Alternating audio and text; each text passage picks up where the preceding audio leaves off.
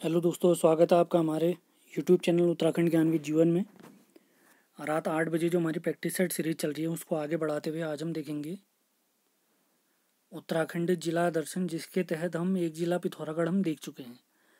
आज हम देखेंगे जिला अल्मोड़ा प्रश्नों के माध्यम से। तो उम्मीद है आपने पिछला वीडियो ज़रूर देखा होगा। तो इस वीडियो के आपको PDF और मैप हमारे टेलीग्राम चैनल से प्राप्त हो जाएंगे। और ये जितने भी वीडियो हमारे चल रहे हैं ये हमारे आगामी वीडियो, VPDO, UKPSC, पटवारी, लेखपाल सभी परीक्षाओं के लिए इंपॉर्टेंट होने वाले हैं। यहाँ पर हम MCQ के माध्यम से पूरा अल्मोड़ा जिला कंप्लीट करने वाले हैं। आज आपके लिए बहुत ही बढ़िया PDF बनाए गए, तो बहुत ध्यानपूर्वक देखें। चित्रों के माध्यम से आपको समझाने की कोशिश की गई है।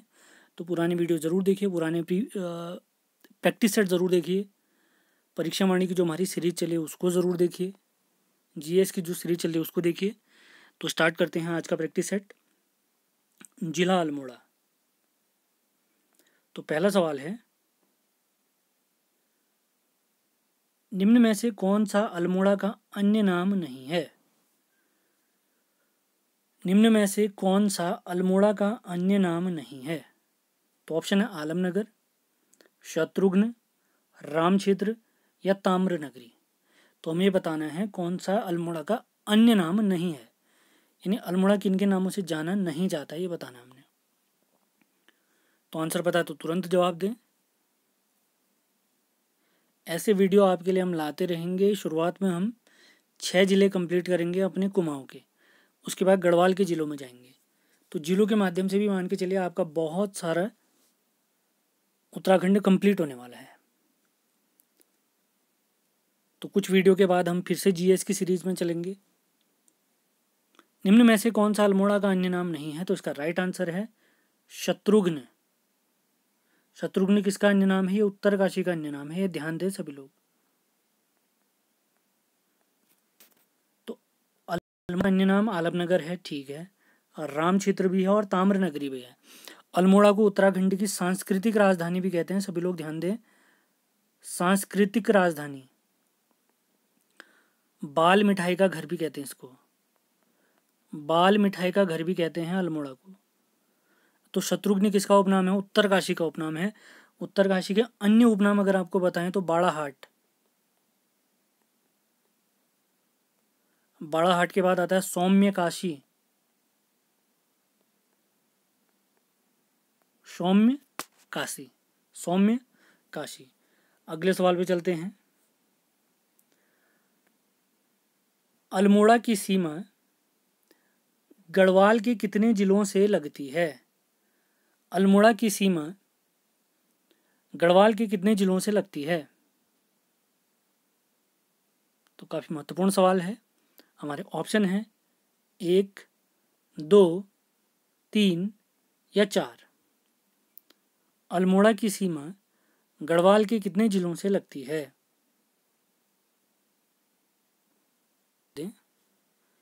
अल्मोड़ा की सीमा गढ़वाल के कितने जिलों से लगती है? ऑप्शन है 1, 2, 3 या 4।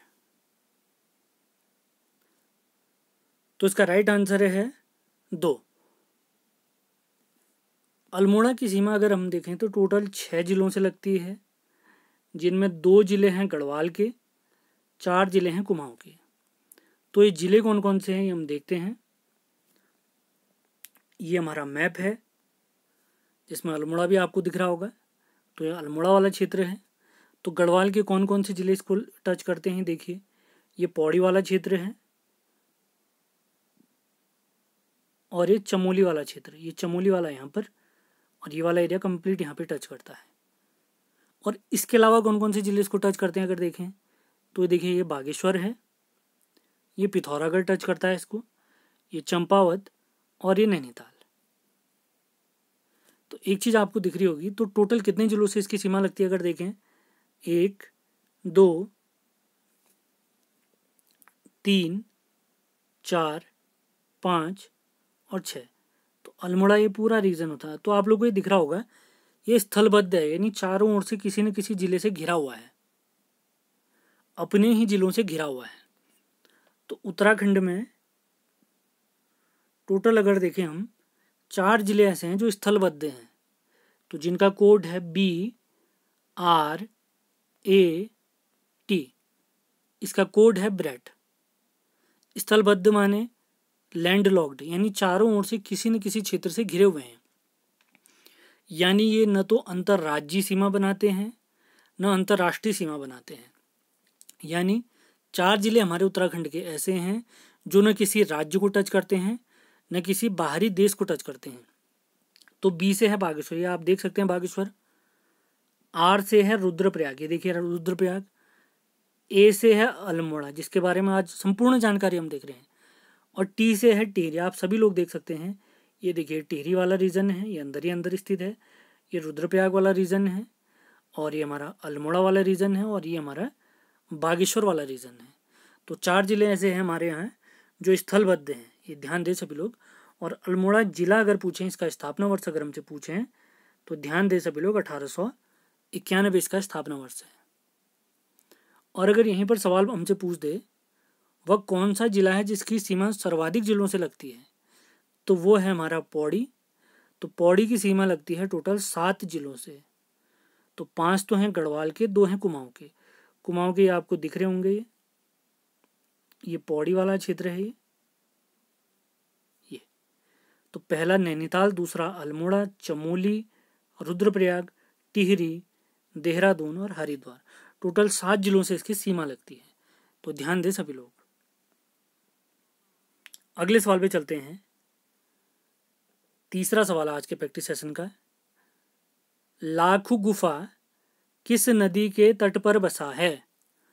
लाखू गुफा किस नदी के तट पे बसा हुआ है? हमारे ऑप्शन हैं कोसी, सुयाल, शिप्रा या इनमें से कोई नहीं। कोसी, सुयाल, शिप्रा या इनमें से कोई नहीं। काफ़ी महत्वपूर्ण सवाल है, सभी लोग जवाब जरूर दें। हमारे जो प्रागैतिहासिक इतिहास के जो साक्ष्य मिलते हैं उनमें से एक प्रमुख स्थल है ये काफ़ी महत्वपूर्ण भी है। लाखू गुफा, अल्मोड़ा में तो बहुत सारे ऐसे स्थल हैं जहाँ इस प्रकार के साक्ष्य मिले हैं, तो उन्हीं में से एक स्थल ये भी है। तो लाखू गुफा किस नदी के तट पर बसा हुआ है, जिसको लखू उड्यार भी कहते हैं? तो इसका राइट आंसर है सुयाल नदी के तट पर बसा हुआ है। तो लाखू गुफा के कुछ चित्र हम आपको दिखा देते हैं। तो लाखू गुफा के चित्र आप देख सकते हैं। ये देखिए इस प्रकार के चित्र बनाए गए यहाँ पे। ये देखिए ये सारे लाखू गुफा के चित्र हैं। और जब लाखू गुफा में हम एंटर करते हैं तो इस प्रकार का साइन बोर्ड हमको देखने को मिलता है। तो यहाँ पे आप लोग देख सकते हैं, इस शैलाशय की दीवार पर गेरुए, लाल, काले और सफ़ेद रंगों से विविध चित्र बने हुए हैं। इन पर मुख्यतः मानव पशु वृक्ष रेखाएं तथा ज्यामितीय अभिप्राय आदि चित्रित किए गए हैं। मतलब बहुत सारी जितनी भी हमारी कलाकारियाँ लिखी गई हैं यहाँ पर, उनका यहाँ पर हमें देखने को मिलता है। तो लाखू गुफा को लखू उडियार भी कहते हैं, ये देखें सब लोग, क्योंकि उडियार शब्द का अर्थ होता है गुफा। तो लाखू गुफा के बारे में अगर कुछ जानकारी आपको दें हम, तो इनकी खोज अगर पूछें तो इनकी खोज 1968 में, लाखू गुफा की खोज 1968 में MP जोशी जी ने की है। MP जोशी जी ने किस नदी के तट पर है? तो ये नदी है हमारी सुयाल नदी, ध्यान दें सभी लोग। इसके अलावा लाखू गुफा के अलावा भी बहुत सारे ऐसे स्थल हैं जहां हमारे प्रागैतिहासिक काल यानी ऐतिहासिक काल से रिलेटेड बहुत सारे साक्ष्य मिले हैं। जैसे अल्मोड़ा का ही अलग देखें, लेथाप एक गुफा क्षेत्र है। अगला है फड़कानोला। ये सारे हमारे प्रागैतिहासिक कालीन स्थल हैं। ये लाखू गुफा, लेथाप गुफा, फड़कानोला, पेटशाल के बाद फलसीमा के बाद द्वाराहाट के बाद कसार देवी, ये सारे स्थल हमारे अल्मोड़ा में स्थित है। फिर कुछ पिथौरागढ़ में भी स्थित हैं, जैसे बनकोट है, नैनी पातल है। तो उनके बारे में अगले वीडियो में देखेंगे हम, जब हम पहुंचेंगे उनमें। तो ध्यान दें, तीसरा क्वेश्चन है लाखू गुफा किस नदी के तट पर बसा हुआ है? तो लाखू गुफा बसा हुआ है सुयाल नदी के तट पर। इस उद्यान की खोज किसने करी? एमपी जोशी जी ने करी 1968 में। किस नदी के तट पर? सुयाल नदी के तट पर। अगले सवाल पे चलते हैं, काफी महत्वपूर्ण सवाल है ये भी। निम्न में से कौन सी वैली यानी घाटी अल्मोड़ा में नहीं है? ऑप्शन है गेवाड़ घाटी, कारोमंडल घाटी, खरारी घाटी, या इनमें से कोई नहीं। निम्न में से कौन सी घाटी अल्मोड़ा में स्थित नहीं है?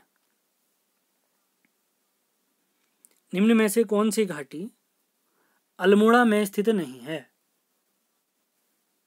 तुरंत जवाब दे। अगर आपको पता है तो घाटियों वाला वीडियो मैं पहले ही दे चुका हूं आपको यूट्यूब में, तो वो वीडियो ज़रूर देखिए, हमने प्लेलिस्ट भी बना रखी है। बहुत कुछ सीखने को मिलेगा आपको उसमें। लगभग 50 से ज़्यादा आपको उत्तराखंड की घाटियों के बारे में जानकारी मिलेगी।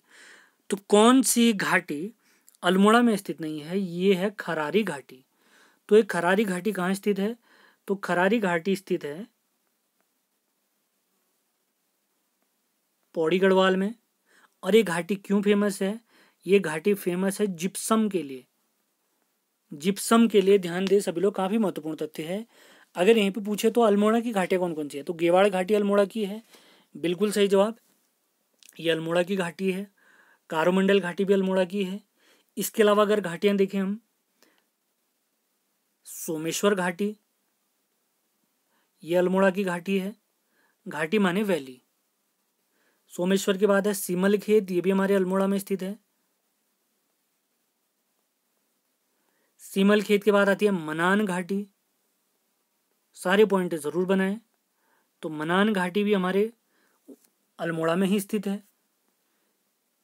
पनार घाटी यहीं स्थित है। ध्यान दे सभी लोग, काफी महत्वपूर्ण सवाल हैं। तो कौन सी घाटी अल्मोड़ा में स्थित है? इसका राइट आंसर है खरारी घाटी। और खरारी घाटी कहाँ स्थित है? पौड़ी में स्थित है। अगले सवाल पे चलते हैं। आज के हमारे 5वें सवाल पे चलते हैं। द्वाराहाट मंदिर समूह कितने वर्ग में विभाजित है? द्वाराहाट मंदिर समूह काफी महत्वपूर्ण मंदिर समूह है। द्वाराहाट को मंदिर नगरी भी कहते हैं, आपको ध्यान होना चाहिए। तो द्वाराहाट मंदिर समूह कितने वर्ग में विभाजित है? ऑप्शन है 1, 3, 5 या इनमें से कोई नहीं। 1, 3, 5 या इनमें से कोई नहीं। 1, 3, 5 या इनमें से कोई नहीं। तो इसका राइट आंसर है 3 वर्ग में विभाजित है। तो 3 वर्ग कौन कौन से हैं? सबसे पहला है कचहरी, उसके बाद है मनिया, मनिया के बाद है रत्नदेव। तो इस सवाल के माध्यम से आपको बहुत सारे फैक्ट मैं आपको बताने वाला हूं, तो बहुत ध्यानपूर्वक नोट करें। तो द्वाराहाट मंदिर समूह 3 वर्ग में डिवाइडेड है। तो सबसे पहला है कचहरी, फिर है मनिया, फिर है रत्नदेव। अब जानते हैं अन्य जानकारी द्वाराहाट के बारे में। द्वाराहाट को मंदिर नगरी कहते हैं। इसके अन्य नाम अगर हम देखें तो लखनपुर, ये भी हमारे द्वाराहाट का नाम है। इसके बाद हिमालय की द्वारिका, हिमालय की द्वारका भी कहते हैं इसे, द्वाराहाट को। इसके बाद है कुमाऊं का खजुराहो भी कहते हैं इसे। काफी महत्वपूर्ण तथ्य है, कुमाऊं का खजुराहो कहते हैं इसे। अब बहुत इंपॉर्टेंट पॉइंट है, ध्यान दे। मंदिर नगरी तो कहते ही कहते हैं। कत्यूरी राजाओं ने यहाँ 30 मंदिर समूह बनाए थे। द्वाराहाट में 30 मंदिर समूह बनाए थे। और सबसे महत्वपूर्ण मंदिर कौन सा है अगर पूछेंगे, ये पूछा गया सवाल है। द्वाराहाट मंदिर समूह का सबसे महत्वपूर्ण मंदिर समूह है गुजरदेव मंदिर। गुजरदेव मंदिर, यहाँ पर गढ़वाल शैली के केदारनाथ और बद्रीनाथ मंदिर भी सम्मिलित हैं। और एक बहुत ही महत्वपूर्ण तथ्य, राहुल सांकृत्यायन जी प्रसिद्ध साहित्यकार हैं।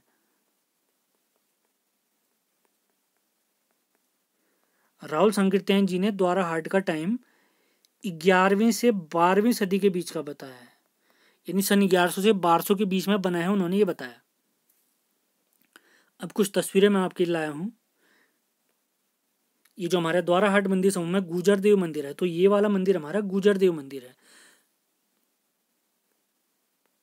ये वाला जो आपको दिख रहा है, ये वाला मंदिर हमारा गुजरदेव मंदिर है। और ये वाला हमारा बद्रीनाथ मंदिर है, जो द्वाराहाट मंदिर समूह में स्थित है। द्वाराहाट मंदिर समूह में केदारनाथ मंदिर समूह भी है जो गढ़वाल शैली में बना हुआ है, तो ध्यान दें सभी लोग। तो गुर्जरदेव मंदिर सबसे प्रसिद्ध मंदिर और बद्रीनाथ मंदिर भी इन्हीं मंदिर समूह में स्थित है। अगले सवाल पे चलते हैं, काफी महत्वपूर्ण सवाल है ये भी। आज के छठे सवाल पे चलते हैं। कुमाऊं रेजिमेंट का मुख्यालय रानीखेत कब लाया गया? कुमाऊं रेजिमेंट का मुख्यालय रानीखेत कब लाया गया? काफी महत्वपूर्ण सवाल है, तो सभी लोग जवाब जरूर दें। ऑप्शन है 1945, 1887, अगला ऑप्शन है 1887, तो यहां पर ये ऑप्शन 97 होगा, ध्यान दें सभी लोग। पहला ऑप्शन है 1945, दूसरा ऑप्शन है 1887, अगला है 1897 और अगला ऑप्शन है इनमें से कोई नहीं। काफी महत्वपूर्ण सवाल है, अगर आंसर पता है तो जरूर बताएं। कुमाऊं रेजिमेंट काफी इंपॉर्टेंट है। कुमाऊं रेजिमेंट का मुख्यालय रानीखेत कब लाया गया? यहाँ पर बहुत सारे तथ्य हम सीखने वाले हैं। कुमाऊं रेजिमेंट का मुख्यालय रानीखेत कब लाया गया?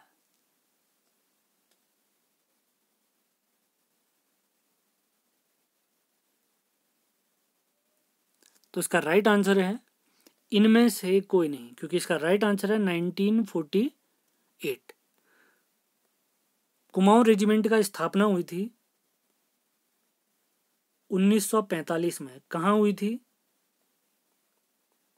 आगरा में हुई थी। और आगरा से इसको रानीखेत कब लाया गया था? 1948 में। 1948 में इसको कहाँ लाया गया? रानीखेत में लाया गया। तो ध्यान दें,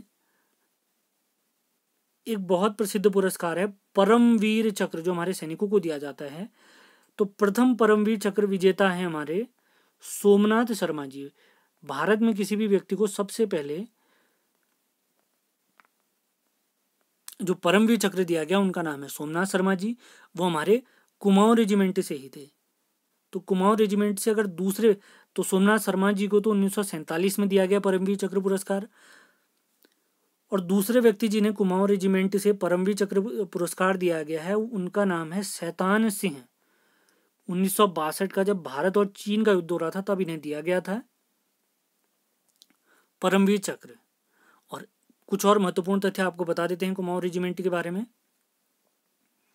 इनका युद्ध घोष अगर पूछें कि कुमाऊं रेजिमेंट का युद्ध घोष बताइए, तो इनका युद्ध घोष है कालिका माता की जय। कालिका माता की जय। और अगर पूछें इनका आदर्श वाक्य, यानी मोटो क्या है, कुमाऊं रेजिमेंट का अगर आदर्श वाक्य पूछें तो इनका आदर्श वाक्य है पराक्रमो पराक्रमो विजयते। विजयते, पराक्रमो विजयते, पराक्रमो विजयते। तो यहां पर एक स्थल आपको दिख रहा है रानीखेत। तो कुछ जानकारी मैं आपको रानीखेत के बारे में भी देना चाह रहा था। तो इस प्रश्न के माध्यम से, सवाल भले ही बहुत ज़्यादा नहीं बना रखे हैं, लेकिन कम सवालों में ही आपको सारे फैक्ट कवर कराए जाएंगे, ये ध्यान दे सभी लोग। अब कुछ जानकारी रानीखेत के बारे में ले लेते हैं। अगर सवाल पूछा जाए रानीखेत किन पर्वतों पर स्थित है, तो ये स्थित है झूलादेव पर्वतों पर। झूलादेव पर्वतों पर स्थित है रानीखेत। किस नदी के तट पर अगर पूछें तो वो नदी है जिस नदी के तट पर ही हमारा रानीखेत स्थित है, इसका नाम है गगासगाड़ नदी। अब इस स्थल का नाम रानीखेत क्यों पड़ा? क्योंकि कुमाऊं की महान रानी जिया रानी जी ने यहाँ पर प्रवास किया था, यानी कुछ समय तक के लिए वो यहाँ रुकी थी, और जिन खेतों में वो रुकी थी उस स्थल का नाम क्या पड़ गया? और रानीखेत पड़ गया। अगला सवाल आता है, आधुनिक रानीखेत बसाने का श्रेय किसे जाता है? काफी महत्वपूर्ण सवाल है। आधुनिक रानीखेत बसाने का श्रेय जाता है हेनरी रैमजे को। Henry Ramsay. कुछ बहुत से महत्वपूर्ण मंदिर स्थित है यहाँ हमारे और रानीखेत में, जैसे मनकामेश्वर मंदिर है,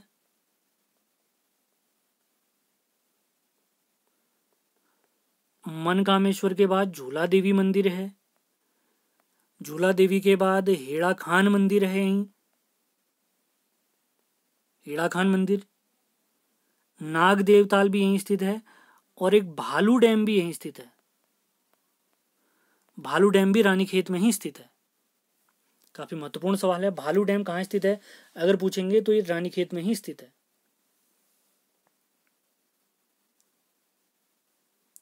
भालू डैम और रानीखेत।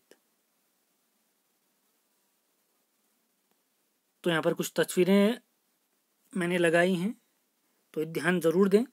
तो ये वाला क्षेत्र है हमारा भालू डैम का, ये भालू डैम वाला क्षेत्र है, ये वाला एरिया। ये हमारा झूला देवी मंदिर का चित्र है, और ये हमारे हेड़ा खान मंदिर का क्षेत्र है, हेड़ा खान मंदिर। और रानीखेत के पास में कुछ और स्थल भी हैं, अगर उनके बारे में आपको बताया जाए, जैसे चौबटिया। चौबटिया जरूर सुना होगा आपने।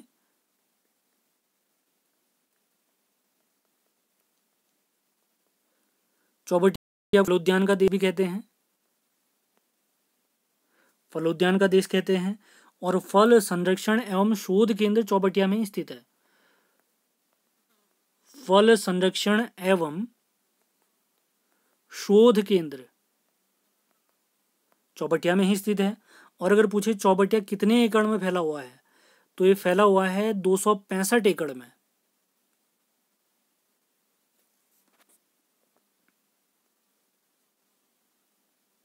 अगले सवाल पे चलते हैं,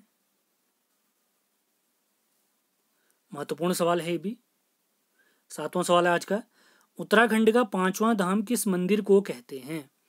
उत्तराखंड का 5वां धाम किस मंदिर को कहते हैं?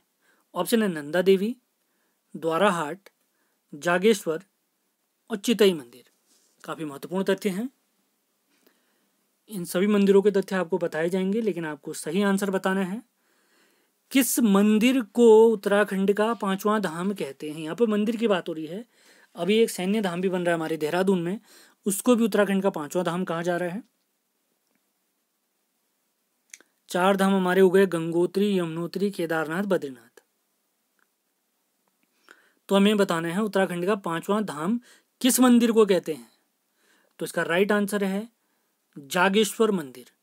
जागेश्वर मंदिर काफी महत्वपूर्ण तथ्य है, जागेश्वर मंदिर। तो चारों मंदिरों के बारे में डिटेल में समझेंगे, तो नोट जरूर करें। सबसे पहले देखते हैं हमारे जागेश्वर मंदिर के बारे में। तो यहाँ पर मैंने आपके लिए कुछ तस्वीरें भी लगा रखी हैं, तो पहले वो तस्वीरें ही देख लेते हैं। तो ये हमारा जागेश्वर मंदिर वाला क्षेत्र है, ये हमारा नंदा देवी मंदिर है, और ये हमारा चितई गुलू देवता का मंदिर है। तो सीरियल वाइज सभी मंदिरों के बारे में जानकारी लेते हैं, तो नोट डाउन जरूर करें। तो सबसे पहले जागेश्वर के बारे में देखते हैं, क्योंकि हमारा प्रश्न ही उसके बारे में है।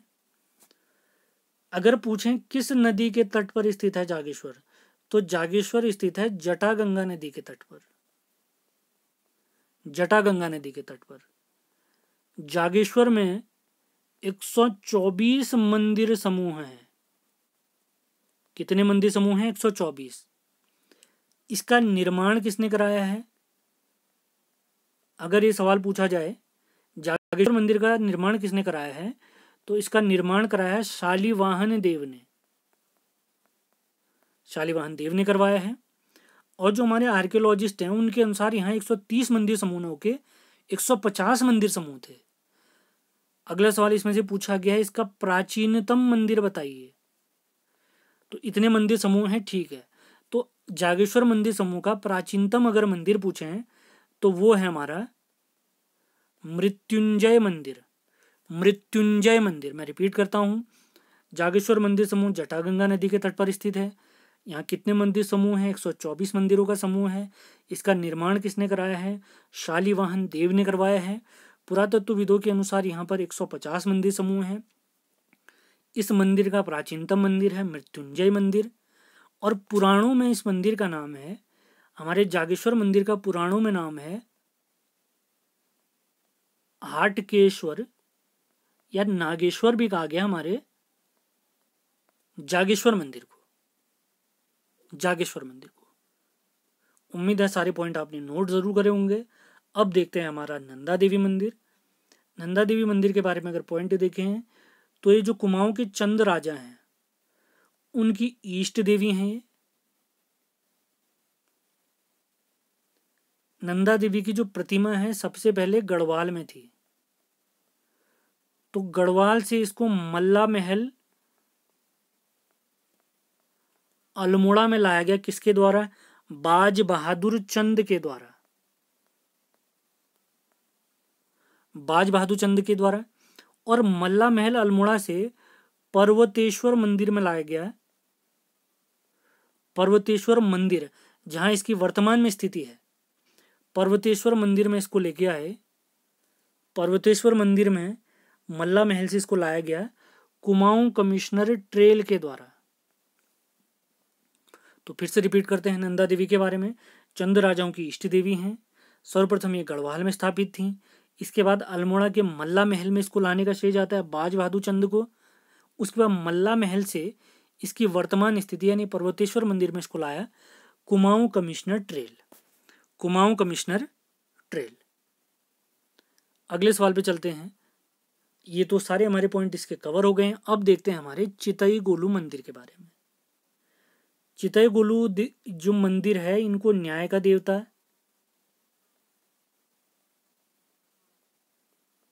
न्याय का देवता भी कहते हैं। परमोच्च न्यायालय भी कहा जाता है इनको। परमोच्च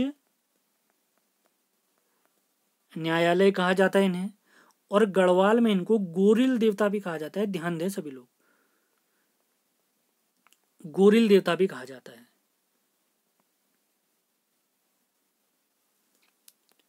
कुमाऊं में हमारे जो गोलू देवता के मंदिर हैं कहाँ कहाँ स्थित है मैं आपको बताता हूँ। सबसे पहले है चंपावत में, एक मंदिर है चंपावत में। अल्मोड़ा में दो जगह पे है, एक तो मुख्य अल्मोड़ा में है, दूसरा अल्मोड़ा के ताड़ी खेत में गुलू मंदिर नाम से है। और चौथा जो हमारे गोलू देवता का मंदिर है ये है घोड़ाखाल नैनीताल में। घोड़ाखाल नैनीताल में। और जो हमारे गोलू देवता है इनके बारे में क्या मान्यता है? इनके बारे में मान्यता है कि ये बाज बहादुर चंद की सेना में शामिल थे। बाज बहादुर चंद की सेना में शामिल थे, इनके बारे में ऐसी मान्यता है। उम्मीद है आपने सारे मंदिरों के नोट जरूर नोट करे होंगे। तो ये हमारा सारे मंदिरों के मैंने ये जो तीनों मंदिर हमारे यहाँ पर थे उनकी फोटो रखी है। ये हमारा जागेश्वर मंदिर समूह है, ये नंदा देवी मंदिर समूह है, और ये हमारा चितई गोलू देवता मंदिर है जहाँ पर चिट्ठी के माध्यम से अपनी अर्जी लगाई जाती है प्रभु के दरबार में। अगले सवाल पे चलते हैं। आज का 8वां सवाल। में स्वामी विवेकानंद जी ने या इनका आगमन 1890 में हुआ था। किस मंदिर में स्वामी विवेकानंद जी का आगमन 1890 में हुआ था? काफी महत्वपूर्ण सवाल है। ऑप्शन है कटारमल सूर्य मंदिर, कसार देवी मंदिर, द्वाराहाट मंदिर, या इनमें से कोई नहीं। तुरंत जवाब दें।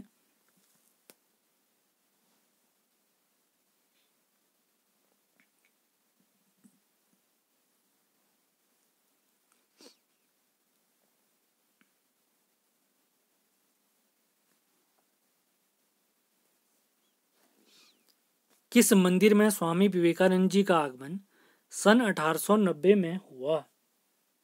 महत्वपूर्ण सवाल है काफी।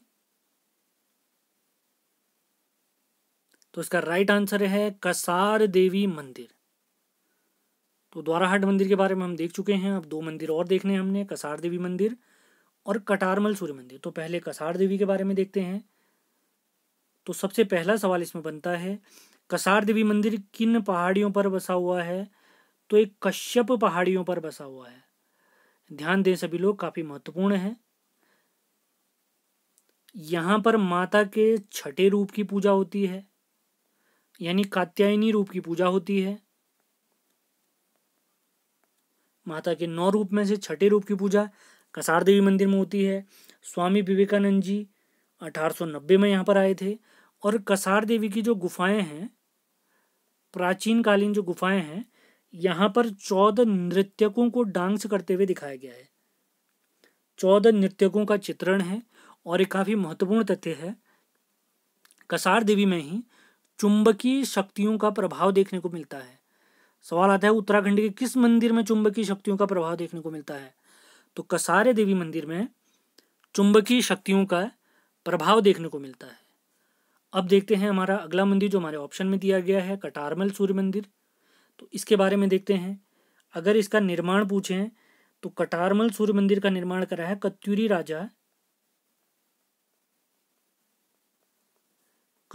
राजा कटारमल जी ने। कत्यूरी राजा कटारमल जी ने इसका निर्माण करवाया है। इनका अन्य नाम अगर हमसे पूछें, कटारमल सूर्य मंदिर का अन्य नाम बताइए, तो कटारमल सूर्य मंदिर का अन्य नाम है बूटधारी सूर्य मंदिर। और यह सूर्य मंदिर कितने मंदिरों से घिरा है? तो ये 45 मंदिरों से घिरा है। ध्यान दें सभी लोग। और काफी महत्वपूर्ण सवाल है अगला सवाल। ये जो इस मंदिर के जो कपाट हैं, इस मंदिर के जो कपाट हैं, ये राष्ट्रीय संग्रहालय दिल्ली में रखे गए हैं। राष्ट्रीय संग्रहालय दिल्ली में रखे गए हैं। और अंतिम महत्वपूर्ण तथ्य है 1740 में अली अहमद खान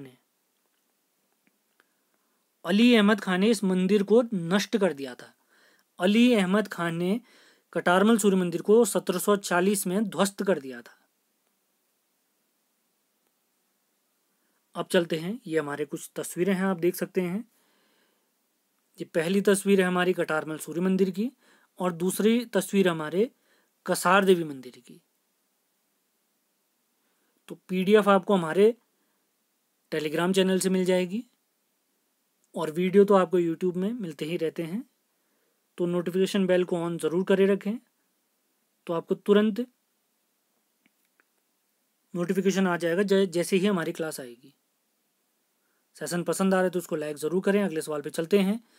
प्रेम सभा की स्थापना कब हुई? ऑप्शन है 1912, 1914, 1927, 1937। प्रेम सभा की स्थापना कब हुई? प्रेम सभा की स्थापना कब हुई? प्रेम सभा की स्थापना कब हुई, यानी किस वर्ष हुई? ध्यान दें, इसमें बहुत सारे तथ्य हम सीखने वाले हैं। प्रेम सभा की स्थापना कब हुई? तुरंत जवाब दे सभी लोग। हमारे ऑप्शन है 1912, 1914, 1927 या 1937। काफी महत्वपूर्ण सवाल है। इसमें एक महान शख्सियत के बारे में हम सीखने वाले हैं और एक बहुत बड़ा तस्वीर भी आपके लिए रखी है मैंने, अभी देखेंगे उसको। तो उसका राइट आंसर है प्रेम सभा की स्थापना 1914 में हुई। कहाँ हुई अगर पूछेंगे तो प्रेम सभा की स्थापना 1914 में काशीपुर में जीबी पंत जी ने की, गोविंद बल्लभ पंत जी ने की। तो यहाँ पर मैंने एक तस्वीर आपके लिए रखी है। गोविंद बल्लभ पंत जी नेहरू जी के साथ ये काफ़ी घनिष्ठ मित्र थे। तो इनसे रिलेटेड बहुत सारे फैक्ट अभी हम सीखने वाले हैं। तो अभी आप तस्वीरों में देखिए इनको। ये हमारे गोविंद बल्लभ पंत जी हैं और ये हमारे नेहरू जी, भारत के पहले प्रधानमंत्री। तो कुछ तथ्य इनके बारे में देख लेते हैं, हमारे गोविंद बल्लभ पंत जी के बारे में। तो प्रेम सभा की स्थापना करी हमारे जीबी पंत जी ने। इनका जन्म अगर पूछें तो इनका जन्म हुआ है 10 सितंबर 1887 खूंट गांव में।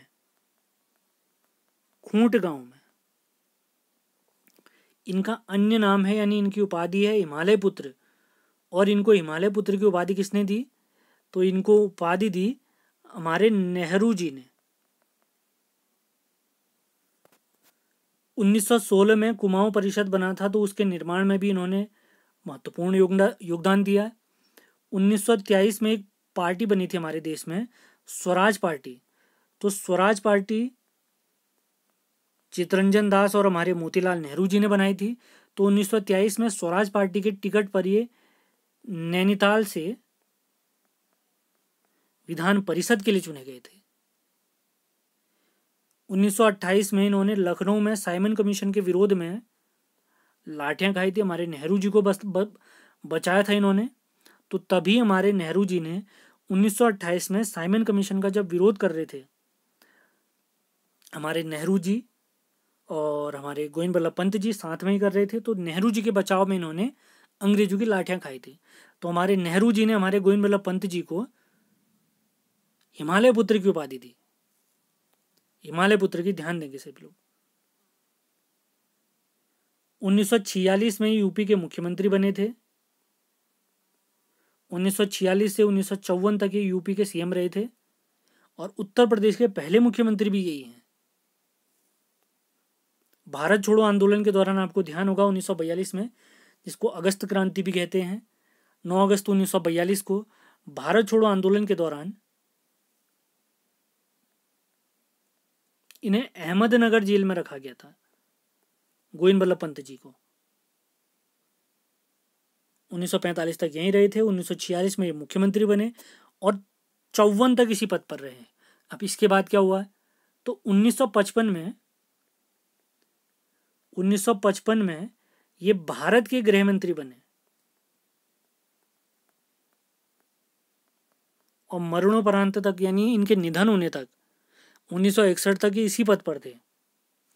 26 जनवरी, काफी महत्वपूर्ण तथ्य, 26 जनवरी 1957 को इनको भारत रत्न से सम्मानित किया गया और उत्तराखंड से पहले व्यक्ति भी हैं जिनको भारत रत्न से सम्मानित किया गया है। 7 मार्च 1961 को इनका निधन हो गया था और इनके निधन पर हमारे प्रधानमंत्री नेहरू जी ने कहा था, हिमालय की धूल से पैदा होने वाला व्यक्ति हिमालय जैसा महान था। तो इनके निधन पर हमारे नेहरू जी का एक प्रसिद्ध कथन है,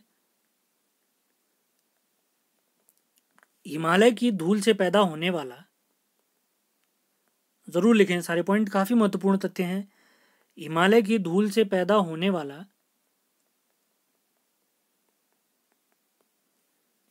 व्यक्ति हिमालय जैसा मजबूत था या हिमालय जैसा महान था।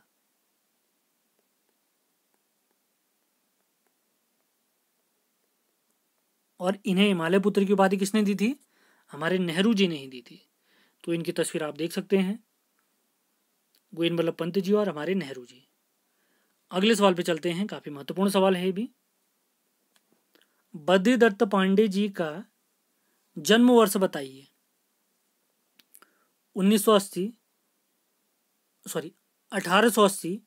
1882, 1889 या इनमें से कोई नहीं। तुरंत जवाब जरूर दें, काफी महत्वपूर्ण सवाल है।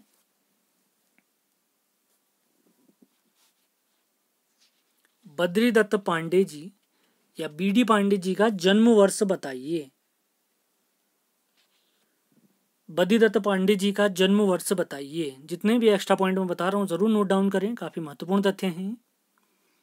बद्रीदत्त पांडे जी का जन्म वर्ष बताइए। तो इसका राइट आंसर है 1882। बद्रीदत्त पांडे जी का जन्म 1882 में कहाँ हुआ था अगर पूछेंगे तो इनका जन्म हुआ था कनखल हरिद्वार में। कनखल हरिद्वार में। इनकी उपाधियां अगर पूछें तो इनको कुमाऊं केसरी भी कहा जाता है, यानी कुमाऊं का शेर या कूर्मांचल केसरी भी कहते हैं इन्हें। 1937 में जब इनको स्वतंत्रता आंदोलन के दौरान जेल हुई थी तो जेल में ही इन्होंने एक प्रसिद्ध पुस्तक है इनकी, कुमाऊं का इतिहास पुस्तक लिखी थी। कुमाऊं का इतिहास पुस्तक एक बहुत ही महत्वपूर्ण समाचार पत्र है हमारा, अल्मोड़ा अखबार। अंग्रेजों के खिलाफ हमेशा इसमें कुछ न कुछ खबरें छपती रहती थी। तो अल्मोड़ा अखबार के संपादक बने थे 1913 में, लेकिन अंग्रेजों के खिलाफ लिखने के कारण 1918 में अल्मोड़ा अखबार को बंद कर दिया गया। तो जैसे ही अल्मोड़ा अखबार बंद हुआ तो इन्होंने एक साप्ताहिक पत्र शक्ति स्टार्ट कर दिया। शक्ति नामक पत्र हमारे बद्रीदत्त पांडे जी ने स्टार्ट करा है और इनके अल्मोड़ा अखबार को अंग्रेजों ने बंद कर दिया था। अगर वो अंग्रेज का नाम पूछे किस अंग्रेज ने इनके समाचार पत्र को बंद किया तो उस अंग्रेज का नाम है लोमस, कमिश्नर लोमस। और इनके जीवन भर इनको संघर्ष के लिए इनको 2 स्वर्ण पदक मिले थे जो 1962 में इन्होंने दान में दे दिए।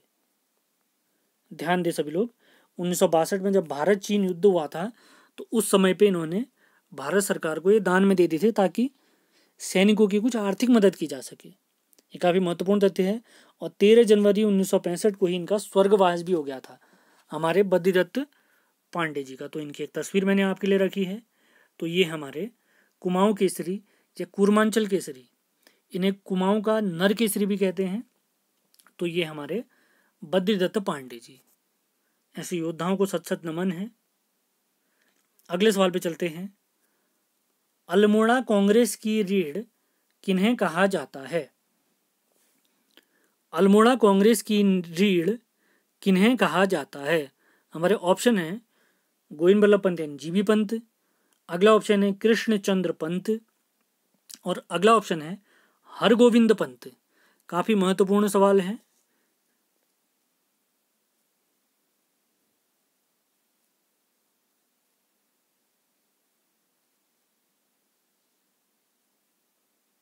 सेशन पसंद आ रहा है तो उसको लाइक शेयर जरूर करें। अल्मोड़ा कांग्रेस की रीढ़ किन्हें कहा जाता है? अल्मोड़ा कांग्रेस की रीढ़, तो इसका राइट आंसर है हरगोविंद पंत जी। हरगोविंद पंत जी को अल्मोड़ा कांग्रेस की रीढ़ कहा जाता है। तो हमारे कुछ ऑप्शन हैं, जैसे गोविंद बल्लभ पंत जी के बारे में हम पढ़ चुके हैं, तो पहले आपको कुछ जानकारी दे देते हैं कृष्ण चंद्र पंत जी के बारे में, उसके बाद हरगोविंद पंत जी के बारे में, और ये आज का अंतिम सवाल है। इसके बाद 15 से 20 एक्स्ट्रा फैक्ट मैं आपको बताने वाला हूँ, तो वीडियो में लगातार बने रहें, अपने नोट्स जरूर बनाएं। वन लाइनर फैक्ट होंगे अल्मोड़ा के। तो कृष्ण चंद्र पंत जी के बारे में आपको बताते हैं, केसी पंत भी कहते हैं इनको। तो ये हमारे गोविंद बल्लभ पंत जी के पुत्र। तो इनका जन्म भी कहाँ? खूंट ग्राम में हुआ है। तो अगर इनका जन्म पूछें कृष्ण चंद्र पंत जी का, तो इनका जन्म है 10 अगस्त 1931 में। 1962 में नैनीताल से सांसद बने थे, और जो भारत सरकार का वित्त आयोग होता है, तो 10वें वित्त आयोग के अध्यक्ष भी बने थे। 10वें वित्त आयोग के अध्यक्ष बने थे हमारे कृष्ण चंद्र पंत जी। योजना आयोग, शुरुआत में भारत में योजनाएं बनाने के लिए योजना आयोग होता था, तो वर्तमान में तो 2015 से समाप्त हो चुका है। तो योजना आयोग के उपाध्यक्ष भी रहे हैं हमारे कृष्ण चंद्र पंत जी। कृष्ण चंद्र पंत जी। अब देखते हैं हमारे जो आज का 11वां सवाल है, उसका आंसर हरगोविंद पंत जी के बारे में। तो इनका जन्म हुआ है 1885 में। कहाँ हुआ है? चितई गांव में।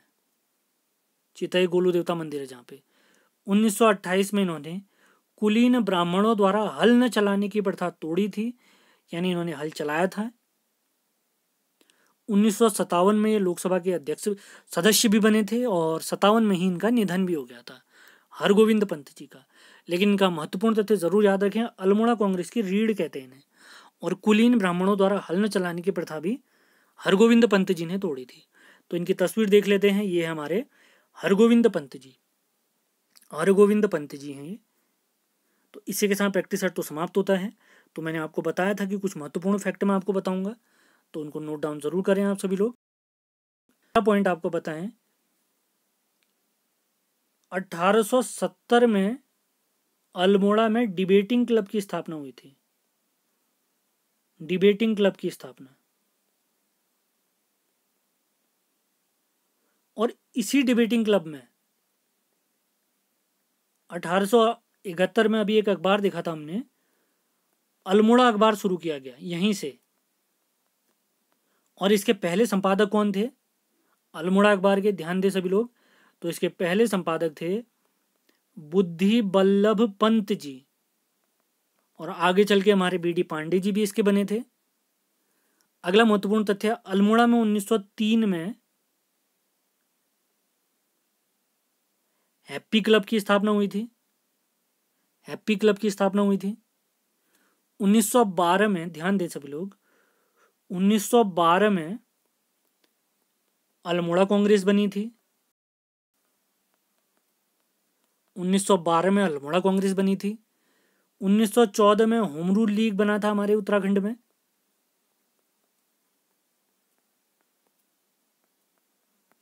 होम रूल लीग बना था। इसी के साथ 1916 में अल्मोड़ा में ही कुमाऊं परिषद बनी थी। सारे पॉइंट नोट जरूर करें। 1916 में कुमाऊं परिषद बनी थी। मैं रिपीट कर देता हूँ, 1870 में डिबेटिंग क्लब, 1871 में अल्मोड़ा अखबार, 1903 में हैप्पी क्लब, 1912 में अल्मोड़ा अखबार, 1914 में होम रूल लीग और 1916 में कुमाऊं परिषद। तो कुमाऊं परिषद की स्थापना हरगोविंद पंत, बी.डी. पांडे जी और गोविंद बल्लभ पंत जी, इन सभी के सहयोग से एक जगह है अल्मोड़ा में मझेड़ा, पूछे गए सवाल हैं इसी वजह से आपको बताया जा रहा है, मझेड़ा नामक स्थल में बनाया गया। और इसका पहला अधिवेशन अगर पूछे, कुमाऊं परिषद का फर्स्ट अधिवेशन, तो ये हुआ है 1917 में और इस अल्मोड़ा में ही हुआ। और इसके अध्यक्ष थे जयदत्त जोशी जी। जयदत्त जोशी जी इसके अध्यक्ष थे। और 1926 में कुमाऊं परिषद का कांग्रेस में विलय हो गया। कांग्रेस में मिल गई कौन? कुमाऊं परिषद 1926 में, जो बनी कब थी? 1916 में। अगला महत्वपूर्ण तथ्य देखते हैं। 1816 में, ध्यान दें, भूले नहीं बिल्कुल भी, 1816 में अल्मोड़ा जेल बनी थी।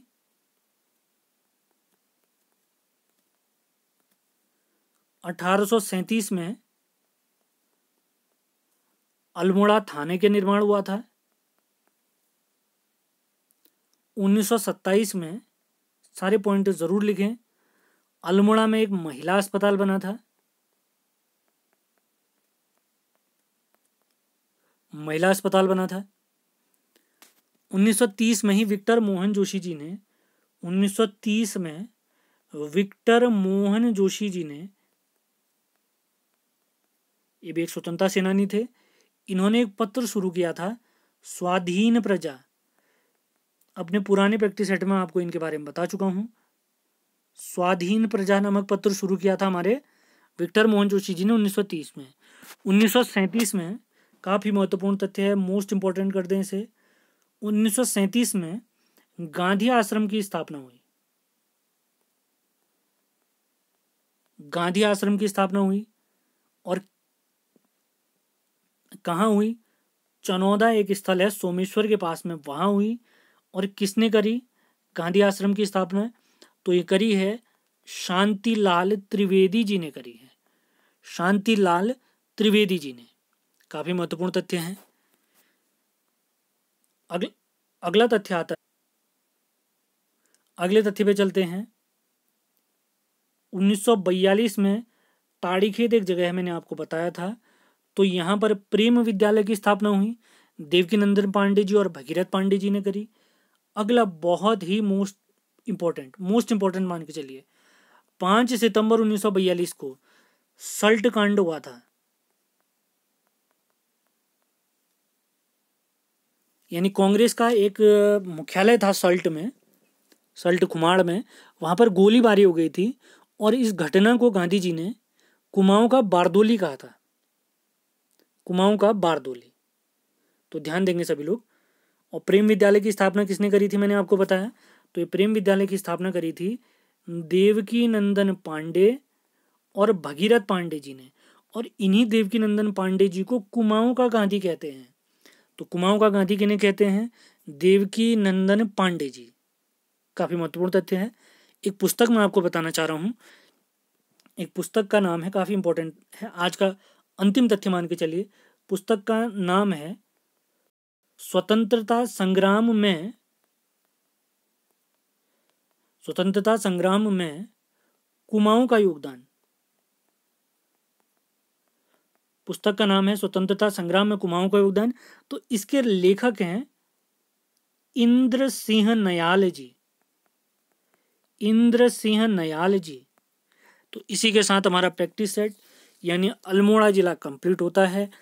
मैंने प्रश्नों के माध्यम से पूरा अल्मोड़ा जिला समझाने की आपको पूरी कोशिश करी है। तो वीडियो ध्यानपूर्वक देखें, आपको ज़रूर समझ में आएगा। अपने नोट्स भी ज़रूर बनाएं। तो अगला जिला हम अगले परसों देखेंगे, नैनीताल जिला देखेंगे। शुरुआत में हमने कुमाऊं के जिले ही कंप्लीट करने हैं।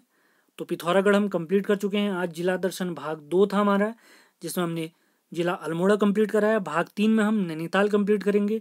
तो परसों वो टेस्ट होगा, तो तब तक आप लोग अपने नोट्स और अपनी कंप्लीट तैयारी ज़रूर करें। पुरानी वीडियो देखें। अगर वीडियो पसंद आते हैं तो इसको अपने दोस्तों से ज़रूर शेयर करें और चैनल में नए हैं तो सब्सक्राइब ज़रूर करें। तो अगले लेक्चर में मिलते हैं। धन्यवाद।